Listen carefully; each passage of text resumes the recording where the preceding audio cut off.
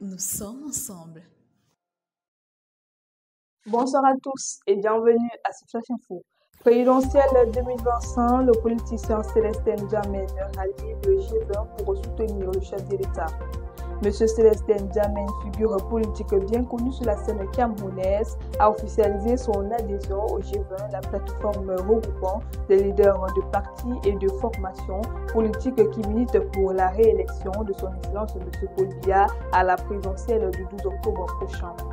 Ce ralliement marque un tournant dans le positionnement de l'homme politique qui rejoint ici un groupe présenté par ses initiateurs comme une force de stabilité et de continuité au sein du paysage politique national. D'où la colère des habitants après l'incendie ravageur à Nouvelle. Un violent incendie s'est déclaré cette nuit au quartier Nouvelle près de l'église Bamoun à Douala. Selon les témoins, les habitants ont alerté les sapeurs-pompiers pendant plusieurs heures, mais l'intervention aurait tardé à arriver. Entre-temps, les flammes avaient déjà tout ravagé lorsque les sapeurs-pompiers sont arrivés sur les lieux. Leur action a été jugée trop tardive par les riverains. Excédés de colère, certains jeunes ont décidé de les repousser à coups de seaux d'eau, de pierres et d'injures, estimant que leur réaction ne pouvait plus rien sauver. En Grande-Bretagne, la représentante du Parti conservateur dénonce le racisme dont elle en est victime. Devenue la première femme noire élue à la tête du Parti conservateur en novembre 2024, elle n'avait pas anticipé ce niveau d'hostilité. Elle a déclaré qu'elle est victime d'attaques racistes depuis son élection.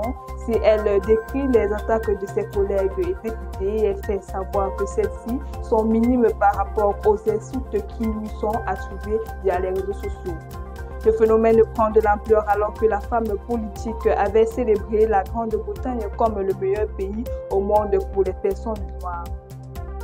Afrobasket 2025, l'Angola écrase le Mali par un score de 70 à 43. L'Afrobasket 2025 s'achève sur un match marquant. L'Angola a littéralement dominé le Mali avec un score sans appel. Une victoire nette qui illustre le contrôle angolais tout au long de la compétition.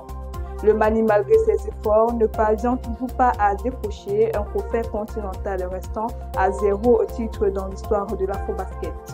Cette défaite souligne des défis que le basket malien doit encore relever pour s'imposer sur la scène africaine. L'Angola confirme pour sa part sa puissance et son excellence, marquant une nouvelle étape dans sa quête de gloire continentale et laissant ainsi un message fort à toutes les équipes africaines. Et c'est tout pour ce point d'actualité, mesdames et messieurs. Merci de nous avoir suivis et restez connectés sur les antennes de Campus TV.